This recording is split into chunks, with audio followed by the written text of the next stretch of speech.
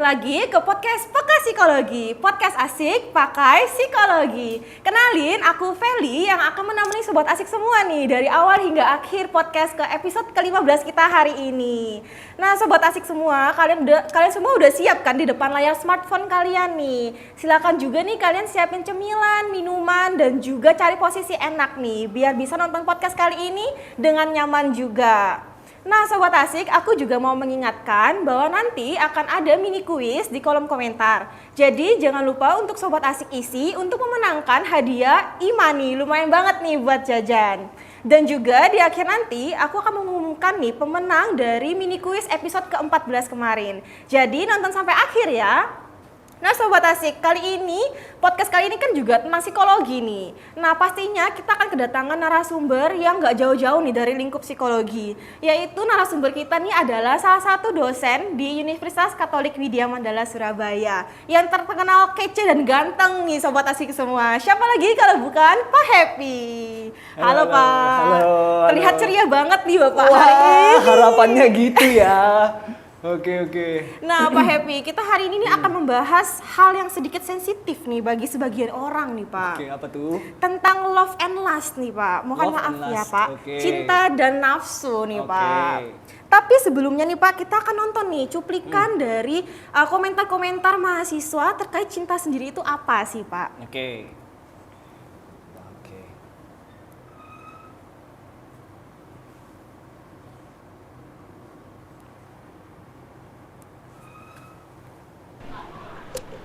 Permisi Kak, boleh minta waktunya sebentar?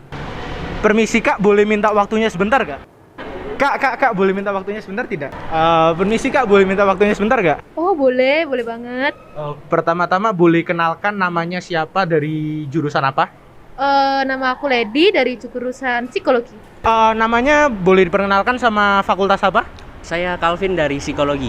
Aku Feli dari jurusan psikologi. Nama aku Michelle dari Fakultas Farmasi. Nama saya Desensius Kristianto Tanjaya dari Fakultas Farmasi Universitas Katolik Widya Mandala Surabaya. Saya Luis Pentanalagum dari jurusan farmasi. Aku ada satu pertanyaan nih Kak, boleh bantu jawab nggak? Boleh. Oke, pertanyaannya itu, menurut Kakak Lady nih, cinta itu apa sih artinya? Menurut aku cinta itu suatu perasaan yang kompleks ya. Dimana itu ada rasa nyaman, ada rasa kagum, ada rasa ingin melindungi, terus juga ada rasa kasih sayang. Semua itu jadi satu, dan yang paling penting cinta itu pasti rasanya beda ya. Kalau dari kasih sayang kayak sama kakak, adik atau siapa, cinta itu kita tuh bakal ada rasa pingin untuk mendapatkan juga, ada rasa ingin bareng, pasti kayak gitu. Oke, terima kasih ya Kak ya. Sama-sama. Ya. Menurut saya ya, cinta itu adalah sebuah simbiosis mutualisme di mana dari dua pasangan tersebut mereka bisa memberikan kasih sayang pada satu sama lain, memenuhi harapan satu sama lain, ya care di saat mereka ada waktu down, yang satunya akan menolong, dan begitu juga sebaliknya. Gitu sih. Oke, terima kasih ya Kak ya.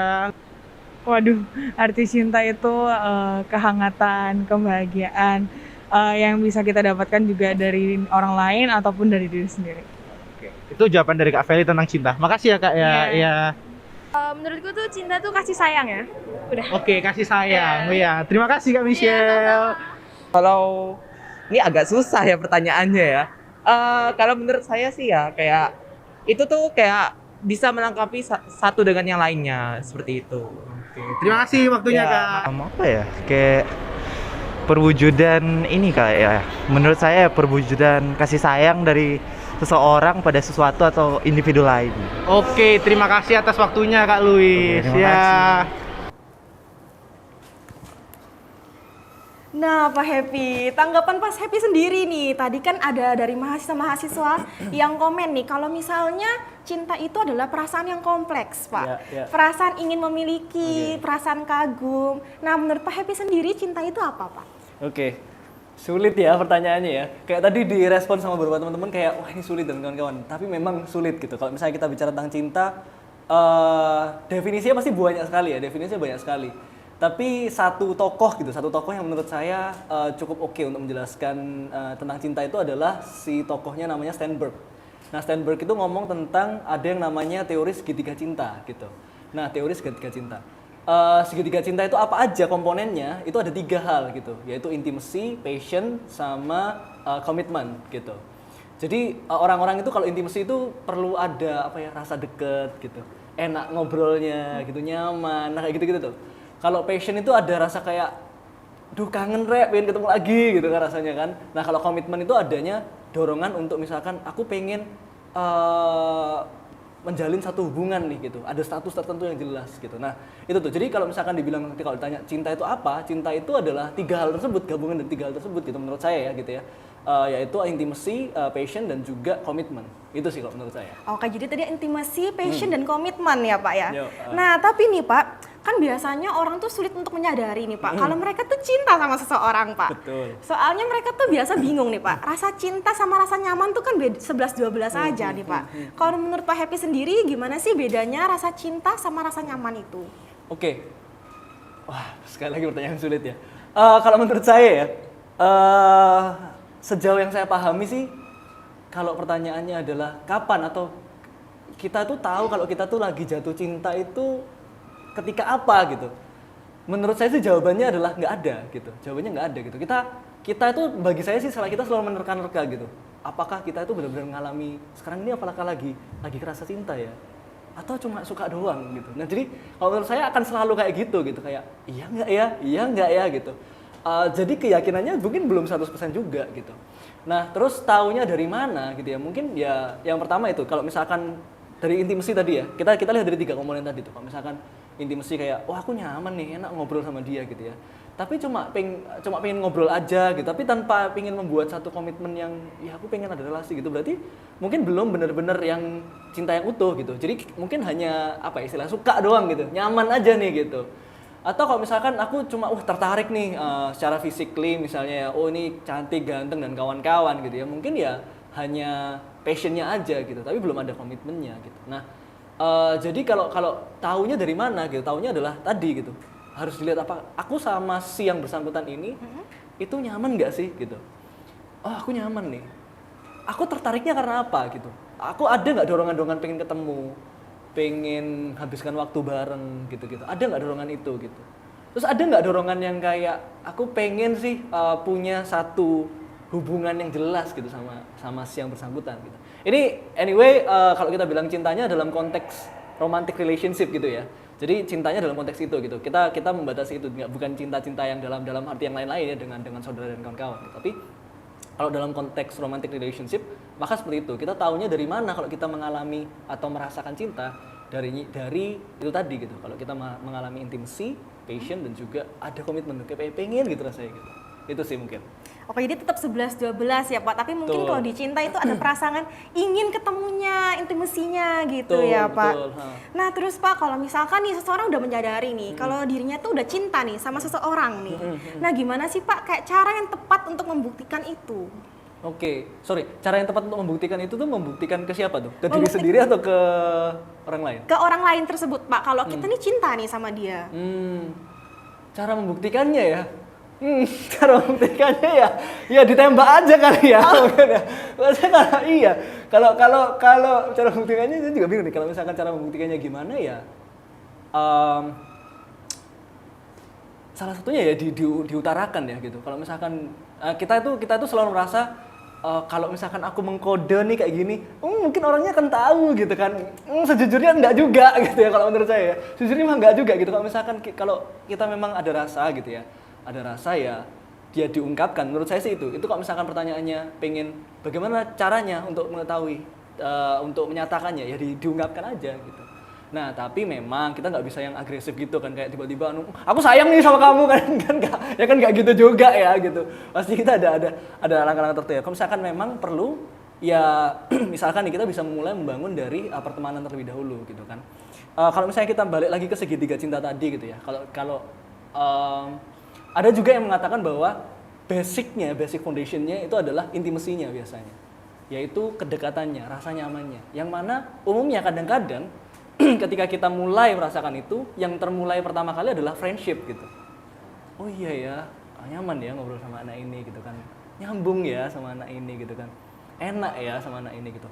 Nah setelah itu baru nanti akan misalkan muncul ada rasa-rasa kayak ketertarikan yang lebih gitu, pengen ya deket sama anak ini gitu. Nanti baru kalau misalkan itu sudah gitu ya, terus misalkan ada dari yang sebaliknya misalkan ada tanda-tanda tertentu gitu ya. Nah mungkin baru tuh kita bisa membuat satu komitmen tertentu, misalkan mau nggak kalau misalkan kita berjalan di posisi yang lebih gitu. Dalam hal ini misalkan in a relationship gitu misalkan ya, berpacaran gitu misalkan gitu. Itu sih mungkin ya. Nah, tapi tadi kita menyinggung soal pacaran nih kan ya, Oke, Pak. iya. Nah, tapi nih Pak, banyak nih anak muda sekarang nih ada istilah HTS sama TTM. Oke. Hubungan Ya, ya. tanpa status sama teman tapi mesra nih, Pak. Ya, ya, ya. Kalau tanggapan Pak Happy sendiri tentang kedua istilah itu gimana, Pak? Oke. Nah, kalau tanggapan saya sih mungkin itu ya. Nah ini yang juga menjadi pertanyaan pada akhirnya. Apakah yang bersangkutan tuh benar-benar merasakan cinta atau enggak gitu? Atau jangan-jangan tidak sepenuhnya kalau kita bilang tadi itu tidak tiga-tiganya gitu. Tidak intimacy dan tidak tiga-tiganya ya, intimacy, passion ataupun komitmen. Yang pasti sih tidak ada komitmen di sana kan gitu. Karena aku sayang nih sama kamu, enak nih sama kamu, tapi kita jalanin aja ya kan gitu ya, kayak terus maunya apa nih gitu kan, kalau misalkan kita jalanin aja dulu gitu, repot juga ya gitu, terus ini endingnya mau kemana gitu. Mungkin ya tadi kalau misalkan tanggapan saya atas HTS, hubungan tanpa status, atau yang TTM tadi ya tadi gitu, mungkin ada intimasinya, ada rasa nyamannya, ada rasa pengen ketemunya, mungkin ada rasa sayangnya, tapi nggak berani untuk memutuskan yuk berkomitmen gitu. Nah itu sih, itu satu hal sih, menurut saya sih di situnya. Jadi menjalin sebuah hubungan tuh perlu adanya kepastian juga ya, Pak? Betul, betul sekali kalau itu ya. Oke, nah Pak, terus gimana sih cara kita tuh tahu kalau hubungan ini nih berandaskan sama love, like, lust, sama obsession? Oke, kalau love itu berarti cinta secara utuhnya gitu Iya. maksudnya. Kalau like yang dimaksud apanya nih? Mungkin kita menyukainya, Pak. Nyukain aja ya. Iya. Gitu. Kalau lust yang dimaksud lust? Nafsu, Pak. Oke, Lebih ke oke, nafsu nafsunya. ya. Kalau obsession yang dimaksud obsession dulu apa itu? Nah, obsesi, Pak. Jadi kita punya obsesi lebih nih sama seseorang gitu, Oke, Pak. oke. Nah, kalau itu balik ya. Jadi saya sih akan selalu kembali ke segitiga cinta tadi itu. Basicnya kan selalu itu ya, intimacy, passion, sama komitmen. Kalau bicara dari segi like, suka nih aku gitu. Nah bisa jadi itu hanya ada intimasinya tuh, kayak nyaman ya gitu. Enak ya ngobrol sama kamu gitu misalkan. Tapi apakah ada rasanya, ada kayak gairahnya gitu? Nggak ada juga gitu. Dan keinginan untuk berkomitmennya juga tidak gitu. Jadi kalau misalnya bicara tentang like, ya like mungkin hanya sebatas pada intimasi tadi saja gitu. Tapi apakah like itu tidak bisa berkembang ya? Tentu saja bisa berkembang gitu. Karena cinta kan tidak ada yang tahu ya gitu. Cinta itu terus berkembang gitu. Dan kita harus mengembangkan cinta itu. Waduh, ngomong apa sih? Ya, gitu ya. Nah, terus kalau like ya. Terus kalau misalkan apa tadi, lust gitu misalkan ya. Lust ataupun atau bisa juga termasuk obsession tadi itu gitu. Menurut saya mungkin baik lust ataupun obsession arahnya lebih kepada, dalam konteks tadi ya, lust atau obsession dalam konteks tadi, mungkin ya lebih kepada passion gitu, ada gairah gitu, kayak wih cantik, saking cantiknya gitu ya, menurut dia saking cantiknya si cewek ini, atau menurut si cewek saking gantengnya si cowok ini gitu ya. Jadi dia terobsesi sekali gitu. Dan bisa jadi juga itu menjadi dorongan-dorongan misalkan ada dorongan-dorongan seksual tertentu kan, akhirnya seperti itu kan gitu. Kalau misalnya kita tadi bicara tentang lust gitu, karena dalam passion itu juga ada dorongan-dorongan yang semacam itu sebenarnya gitu. Jadi bagi saya sih kita nggak bisa memungkiri bahwa kalau cinta itu berarti tidak ada dorongan-dorongan seksualnya. Enggak juga gitu sebenarnya gitu. Karena pada basicnya kita juga manusia yang ada gitu. Jadi dorongan itu bagi saya tidak bisa dikesampingkan gitu. Ya ada, tapi kita perlu kontrol itu gitu sih. Gitu kalau misalkan bicara tentang itu ya. Nah, kalau misalkan love sendiri itu apa? Bagi saya sih love sendiri berarti ya 3 itu. Ada intimasinya, berarti nggak cuma like, ada passionnya gitu ya, berarti nggak cuma dorongan doang gitu ya. Terus juga ada komitmennya gitu sih. Jadi kalau cinta tanpa nafsu itu juga nggak ada bumbu apa-apa ya Pak, berarti harus tetap disertai juga, tapi mungkin harus dikontrol. Betul, ya Pak. Yang penting kata-katanya dikontrol itu ya. Iya, Gitu. oke, Pak. Nah terus tadi kalau kita bahas kelas sama obsession nih Pak, kan 2 hal itu tuh lebih menuju ke toxic relationship nih Pak. Nah kalau menurut Bapak sendiri toxic relationship tuh gimana sih Pak? Oke. Toxic relationship itu seperti apa? Seperti apa itu apa nih yang mau kita bahas nih? Mau lebih kepada definisinya atau apanya? Dari sudut pandang Bapak nih, secara psikologis juga Pak. Oke. Kalau toxic relationship itu ya, kalau apa itu bisa macam-macam ya, terjadi karena apa ya bisa macam-macam gitu ya. bisa jadi karena tadi ya, misalkan karena misalkan passionnya terlalu gede nih gitu ya, passionnya terlalu gede. Kayak aku sayang banget nih, aku pengen deket banget sama si dia, katakanlah gitu. Nah, saking pengennya gitu ya, deket banget sama si dia, pada akhirnya orang-orang gitu misalkan ya, orang-orang yang misalkan temennya atau apanya itu tidak diperkenankan untuk deket sama dia gitu. Nah, itu ya akan menjadi toxic relationship pada akhirnya gitu. Jadi kalau misalnya kita bicara tentang tadi, menyambungkan cinta dengan toxic relationship tadi, menurut saya sih lebih kepada ketika kita itu tidak menyadari dengan penuh gitu ya, bahwa kita itu sudah nggak punya kontrol atas hal-hal tersebut, maka itu yang akan menjadi awal gitu munculnya toxic relationship gitu. Entah misalkan dalam hal ini misalkan karena saking passionnya gitu ya, pada akhirnya jadi posesif banget kan gitu, pada akhirnya menjadi nggak nyaman gitu situasinya gitu. Sedangkan kalau kita bicara tentang relationship, hubungan itu bagi saya yang terpenting ketika kita bicara tentang hubungan adalah bagaimana agar kita itu bisa saling menumbuhkan satu dengan yang lainnya. Karena pada dasarnya kita itu pribadi yang ingin berkembang. Pada dasarnya menurut saya kita itu seperti itu. Kita itu pribadi yang ingin berkembang. So, adanya hubungan itu tidak mencegah kita untuk berkembang, tapi justru membuat kita semakin mau untuk mengembangkan diri. Kan ada ya, kayak ada supportnya kan. Masa sih kamu gitu. Yuk, bisa lebih yuk kita gitu. Akhirnya kita bisa tumbuh bersama gitu. Nah, tapi kalau misalkan itu berakhir dengan saling mematikan satu dengan yang lainnya, nggak bisa menumbuhkan. Nah, itu sih, itu yang saya sebut sebagai toxic relationship gitu sih. Nah, kalau tadi soal untuk dukungan nih Pak, saling mendukung untuk bersama-sama berkembang ya Pak ya.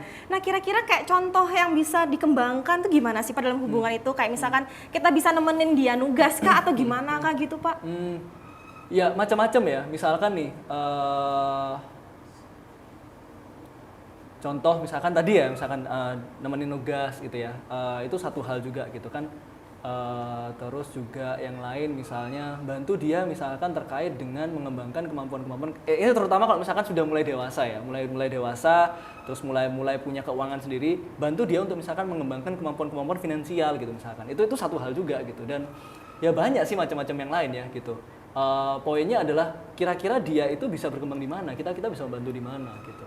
Nah, tidak malah menjadi kayak, loh kok kamu sibuk sendiri sih dengan aktivitasmu, lah aku gimana, pilih dia atau aktivitasmu gitu. Lah ya sudah, wassalam kan kayak gitu kan. Ya kayak gimana itu situasinya gitu kan, akan akhirnya jadi sulit kan gitu. Nah, itu sih kalau misalkan bicara tentang apa yang bisa kita lakukan untuk membantu mengembangkan ya mungkin ya. Nah, kalau itu kan dari sisi positif nih Pak. Kalau misalkan dari sisi negatif nih Pak, biasanya itu banyak yang kayak dia nggak mendapatkan support dari pasangannya nih Pak. Akhirnya nih Pak, jadinya tumbuh-tumbuh pelakor nih Pak. Jadinya dia berselingkuh nih Pak. Yeah. Kalau pandangan Bapak sendiri nih sama perselingkuhan tuh gimana sih Pak? Pandangan saya terkait perselingkuhan ya. Nah ini, kalau bicara tentang tadi ya, kalau bicara tentang cinta, yang mana rasanya saya agak sok-sokan ya ngomong cinta ini ya sebenarnya ya. Tapi kalau misalkan kita coba ngomong tentang itu ya, satu hal yang bagi saya penting adalah ketika kita ngomong cinta adalah cinta itu tidak akan sama dari awal sampai akhir. Cinta itu tidak akan sama dari awal sampai akhir. Itu kenapa kadang-kadang ada orang yang membedakan jatuh cinta dengan cinta. Karena jatuh cinta, pada saat jatuh cinta itu pasti seneng banget lah gitu, pasti dah seneng banget gitu. Tapi bayangkan kita bersama orang tersebut 1 tahun, 2 tahun, 3 tahun, udah mulai kenal tuh buruk-buruknya di mana gitu kan. Belum nanti kalau misalkan kita nanti memutuskan untuk menikah misalkan gitu. Menikah itu kan komitmen seumur hidup ya menurut saya ya. Menikah itu komitmen seumur hidup. Jadi ketika bicara tentang menikah, maka nanti ini kita pacaran kan mungkin 1, 2, 3 tahun ya, 7 tahun gitu misalkan, 10 tahun katakanlah gitu. Tapi kalau menikah itu kan sisa hidup kita gitu. Bisa jadi 20 tahun, 30 tahun, 40 tahun nggak ada yang tahu gitu. Maka cinta itu akan terus berubah. Nah, bagi saya perselingkuhan terjadi ketika cintanya tidak saling ditumbuhkan gitu. Tidak saling tumbuhkan itu kayak gimana? Ketika tadi misalkan hanya fokus pada passion doang gitu. Oh, gairah gitu pada akhirnya. Tapi kedekatan emosional, ngajak ngobrolnya itu juga nggak banyak gitu. Quality time misalkan gitu itu nggak banyak juga. Jadi intimasinya nggak akan terjadi. Maka kalau intimasinya nggak terjadi, sedangkan kita butuh relasi yang ada intimasinya, maka akan cari kemana? Pasti keluar kan gitu, pasti keluar gitu. Terus misalkan juga hal yang sama gitu, misalkan Dalam konteks misalnya kita juga ya wes pada akhirnya kayak tadi ya muncul posesi-posesi kayak gitu. Pada akhirnya kita merasa terkekang kan, kita nggak bisa lepas juga gitu. Nah itu juga tuh, itu akhirnya dia akan mencari ke tempat yang lain. Perselingkuhan itu terjadi karena itu gitu. Sehingga menurut saya apa yang bisa dilakukan ketika hal itu terjadi? Ya terus menumbuhkan rasa cinta itu gitu. Menumbuhkan intimacy, passion, dan juga tetap memperjuangkan komitmennya gitu. Itu sih. Nah Pak, kalau misalnya tadi kita bahas perselingkuhan nih ya Pak ya, kan itu berarti adanya yang enggak cocok nih, atau mungkin ada yang kurang dari pasangannya ya kan Pak ya. Nah biasanya itu nih Pak, biasanya terkenal kalau cewek-cewek itu suka kode-kode nih Pak. Oke. Jadi buat cowoknya tuh nggak peka ya Pak ya. Betul. Nah kira-kira tanggapan Bapak sendiri nih, khususnya Bapak ini sebagai laki-laki ya Pak. Siap, Apakah oke. laki-laki tuh emang nggak peka ya Pak? Benar memang, memang laki-laki tidak peka. Enggak. Jadi saya nggak tahu sih, tapi gini, sejauh yang saya pahami gitu ya, kalau misalnya kita bicara kan sering ya, misalkan nih satu contoh yang sering saya sampaikan nih, ada sesuatu, misalkan ada masalah apa gitu kan, nanti kan ceweknya jawab nih, misalkan cowoknya tanya, misalkan cowoknya ya apa sih nih kan mulai bingung nih, misalnya nih ya terjadi sesuatu, terus cowoknya tanya, kamu kenapa? Terus dijawab, nggak apa-apa, itu kan, itu pertama tuh. Oh, enggak apa-apa. Cowok itu, bagi saya ya, karena saya seorang cowok juga nih, ketika enggak apa-apa, sebenarnya ada gitu untuk upaya kayak umumnya kita tahu nih kalau misalkan cewek ini udah ngomong nggak apa-apa, kayaknya ada apa-apa nih sebenarnya kan, gitu, ada apa-apa nih sebenarnya. Kita berusaha mencari tahu tuh. Sulitnya adalah ketika tanya, kamu beneran nggak apa-apa? Iya nggak apa-apa. Oke. Nah karena dijawab lagi beneran nggak apa-apa, ya wes gitu kan, maka umumnya kita kayak oh ya udah gitu. Akhirnya cowok-cowok ini pada akhirnya biasanya oh ya udah gitu kalau misalkan memang bener-bener nggak apa-apa, kan gitu kan gitu. Nah repotnya adalah setelah itu kan ada berikutnya kan, dia kan biasanya kayak oh gitu, jadi kamu nggak tahu apa yang aku rasain, gitu aja kamu nggak tahu gitu kan. Kamu nggak sayang aku lagi. Nah gitu kan, terus munculnya gitu, oh nggak sayang aku lagi gitu, terus kan bingung ya kayak lah. Si cowok-cowok ini nih gitu kan, ini kayaknya saya menjadi jubirnya cowok-cowok ya. Si cowok-cowok ini kan akhirnya kayak, lah tadi sudah tanya nggak apa-apa, ditanyain lagi bilangnya beneran nggak apa-apa. Ini kalau aku tanyain lagi beneran nggak apa-apa nanti sama salah kan gitu. Terus tapi kalau misalkan aku bilang kayaknya nggak apa-apa beneran kok ternyata kayak gini gitu. Nah, jadi kalau saya pribadi ya itu menjadi sulit ya. Jadi bagi saya sih kode-kode semacam itu mungkin kode-kode semacam itu sih saya rasa mungkin perlu lah gitu dalam hubungan, tapi 1-2 kali gitu. Tapi kalau itu sering, itu jadi membingungkan juga gitu. Sehingga bagi saya hal yang penting dalam relationship adalah komunikasi. Ada yang bilang bahkan fondasi pentingnya adalah kejujuran yang diungkapkan dalam bentuk komunikasi gitu. Sehingga kalau misalkan ada sesuatu memang semacam itu, ya daripada mengkode-kode semacam itu yang pada akhirnya nanti berujung semakin besar di pertengkarannya gitu kan. Kalau menurut saya sih malah sebaiknya ya disampaikan apa yang menjadi perkara gitu di situ. Kalau misalnya pada saat itu memang masih nggak nyaman ya bisa cari waktu yang lain gitu untuk bisa mendiskusikan gitu. Tapi yang pasti perlu dikomunikasikan, perlu didiskusikan gitu. Karena ya nggak bisa gitu. Cowok itu tidak sejago cenayang untuk bisa baca, kayaknya lagi belum makan nih gitu kan, kayak oke cari makan gitu kan, nanti pas tanyain cari makan mau makan apa terserah gitu lagi kan, bingung kan habis itu kan, ya gitulah. Oke, berarti buat cewek nih jangan kode-kode berarti ya Pak ya. Iya. Kasihan cowok mikirin ya Pak ya. Betul, boleh sih kode-kode biar kelihatan romantis kan, boleh, tapi ya dikontrol, jangan terlalu banyak juga karena nanti akan membingungkan, komunikasinya jadi nggak berjalan gitu. Oke, kalau soal tadi kode-kodean kita udah bahas nih Pak. Oke. Sekarang nih kita akan bahas nih Pak. Kalau misalnya sekarang tuh lagi terkenal love language Pak. Oke. Nah, gimana sih menurut Bapak terhadap tanggapan salah satu love language itu physical touch? Apakah physical touch itu mengarah juga ke nafsu Pak? Oke. Yang kalau menurut saya physical touch bisa masuk ke dalam passion tadi gitu. Dalam passion tadi. Tapi apakah itu sepenuhnya terus bisa dikatakan nafsu gitu ya? Kok saya merasa tidak gitu. Passion tidak hanya bicara tentang nafsu gitu, menurut saya gitu. Jadi physical touch adalah bagian dari nafsu. Kenapa bagian dari nafsu? Physical touch bagian dari passion maksud saya, bagian dari passion gitu ya. Sehingga sebenarnya kan physical touch itu juga harus yang kaitannya dengan hubungan seksual intercourse gitu katakanlah ya, nggak yang harus kayak gitu. Tapi misalkan kita ketika nih misalkan nih pasangan kita merasa ketakutan gitu, terus misalkan kita gandeng tangannya, itu kan satu hal gitu ya. Atau misalkan hal yang lain, misalkan kita lagi nyebrang nih, terus misalkan kita apa istilahnya, rangkul ya. Jadi kita kayak, yuk kamu di posisi yang ini aja gitu. Itu kan physical touch juga gitu. Jadi apakah terus physical touch itu terus akan bicara tentang nafsu gitu ya? Menurut saya kok tidak gitu. Kadang-kadang ada care, ada rasa sayang gitu ya, ada perhatian, itu juga yang menjadi bagian gitu untuk munculnya physical touch tersebut. Jadi physical touch tidak bicara tentang nafsu saja. Itu sih menurut saya. Oke, kalau misalnya nih Pak, kan tadi kan ada 5 nih, 5 love language ya Pak ya. Kalau misalnya ada perbedaan nih di antara keduanya tuh gimana sih Pak? Soalnya tuh biasa ada pertikaian nih Pak. Kalau ceweknya suka physical touch, tapi cowoknya enggak Pak. Cowoknya lebih suka word of affirmation misalnya gitu. Gimana sih tanggapan Bapak sama pasangan yang punya beda love language Pak? Sekali lagi sih bagi saya itu ya kunci dari relationship bagi saya adalah kejujuran komunikasi itu tadi gitu. Jadi ketika kita menyampaikan itu, justru itu malah perlu dikomunikasikan gitu menurut saya. Jadi disampaikan aja gitu. Aku kok rasa nyaman ya ketika kamu melakukan itu misalnya gitu. Atau aku nggak nyaman ketika kamu melakukan itu gitu. Sehingga nanti bisa dicari gitu. Kira-kira berarti antar kedua pasangan ini itu apa yang bisa dilakukan gitu untuk menunjukkan rasa cinta tersebut gitu kan. Love language kan arahnya ke situ ya. Aku itu rasa cinta nih, tapi aku pengen menunjukkan caranya gimana kan gitu. Jadi ya perlu dikomunikasikan agar jelas juga gitu. Bagaimana kalau misalkan aku melakukan itu tuh karena aku cinta loh, karena aku sayang loh gitu. Jadi itu perlu disampaikan juga. Itu sih menurut saya, dikomunikasikan. Nah, kalau tadi kita singgung lagi nih Pak, soal sama yang kalau cowok itu ditanya sama ceweknya nih, kamu sayang aku nggak? Terus cowoknya bingung harus jawab apa Pak? Kalau menurut Pak Happy sendiri nih, selaku cowok lagi nih Pak, gimana sih Pak tanggapan yang harusnya diberikan Pak? Oke, ini saya lebih kayak diinterogasi. Enggak Pak. Dibandingkan ya? Enggak ya?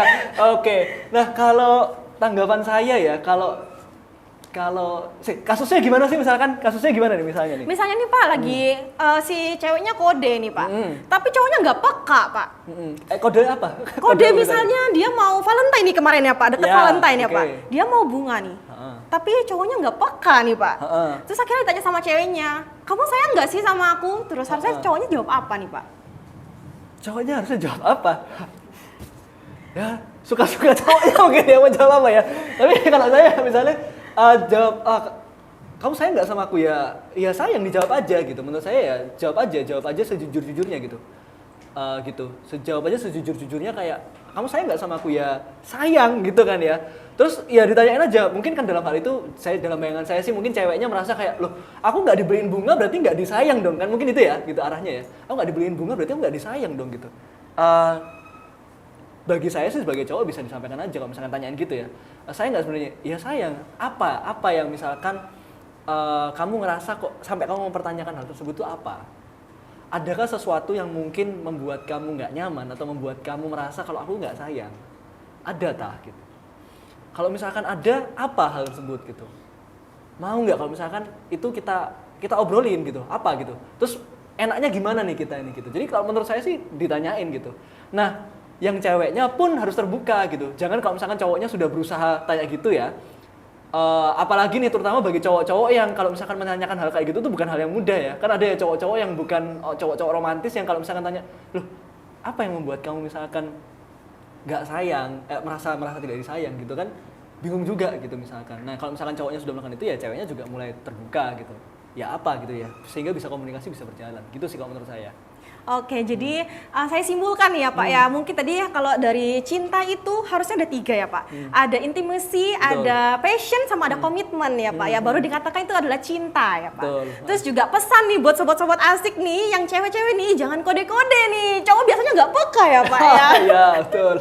Nah, kita udah sampai di penghujung podcast kita hari ini nih Pak. Mungkin Bapak bisa sampaikan nih sedikit pesan-kesan nih untuk para pasangan yang sedang menjalani hubungan Pak. Oke, nah kalau saya sih pesan-pesannya ya, apa pesan-pesannya mungkin lebih kepada kita perlu ingat gitu bahwa cinta itu akan terus berkembang, cinta itu berubah gitu. Maka kita perlu mempertahankan cinta itu gitu. Cinta itu apa ya tadi, intimacy, passion, dan komitmen gitu. Jadi ketiga-tiganya kita perlu pertahankan. Oke, mungkin Sobat Asik jangan sedih nih. Podcast kita akan berakhir di sini, tapi nantikan episode-episode menarik lainnya. Nah, terima kasih juga untuk Pak Happy sudah meluangkan waktunya nih untuk hadir ke podcast kita kali ini. Nah, teman-teman, aku juga akan mengumumkan nih pemenang dari mini quiz episode ke-14. Pemenangnya adalah